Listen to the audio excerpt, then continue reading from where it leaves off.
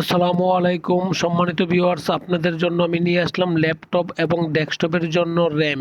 ল্যাপটপের জন্য অনেকেই র্যাম অ্যাক্সেস করি, আমরা ডেস্কটপের জন্য র্যাম অনেক সময় আমরা আপডেট করি। ল্যাপটপ বা ডেস্কটপ র্যাম আপডেট করার ক্ষেত্রে অনেক সময় কোন ধরনের র্যাম লাগাবো তা আমরা চিন্তা করে পাই না বা চিন্তা করে সঠিক সিদ্ধান্ত নিতে পারছি না।